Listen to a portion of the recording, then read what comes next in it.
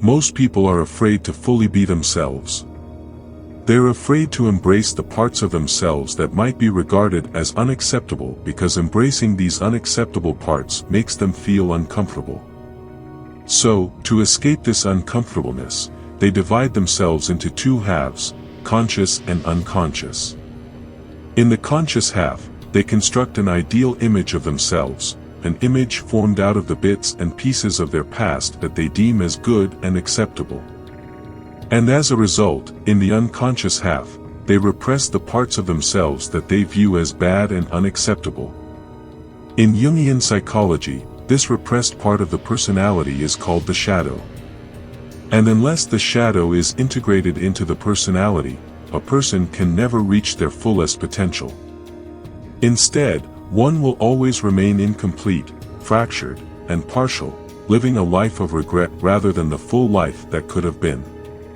Imagine, for example, that I've solved a few equations and convinced myself that I'm a great mathematician. I might meet a few friends and they tell me that they have a math club. They gather every weekend and try to have a crack at math's most difficult problems.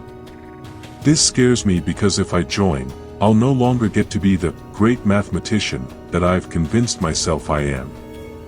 Instead, I'll be a concrete person with actual strengths and weaknesses. And in this scenario, there are two possible actions I can take. The first action is to run from my shadow and let it grow. I refuse to join the math club and realize my own weaknesses as a mathematician.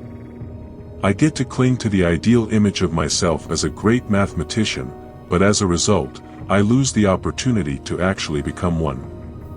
The second action is to come into contact with my shadow and integrate it. I join the math club and realize that I'm not the great mathematician that I thought I was. In the short term, these hurts. I discover that I'm not very good at geometry, but also that I excel in differential equations. I become measured with my colleagues.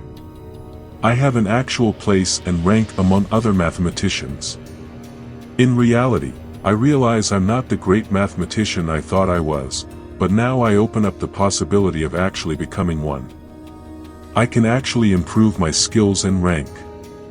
In the long run, this ends up being the best decision I've ever made. See, in a way, we often prefer to be pure potential. We convince ourselves we could be whatever we want to be but don't actively work to actually be something. We just comfort ourselves with the idea that we could be something if we wanted to. This is because when we work towards something, we start feeling our weight in the world. We're measured and ranked. We're quantified and actual. And this actual reality is often less pleasurable to live in than our ideal fantasy. But it's real, not a fantasy.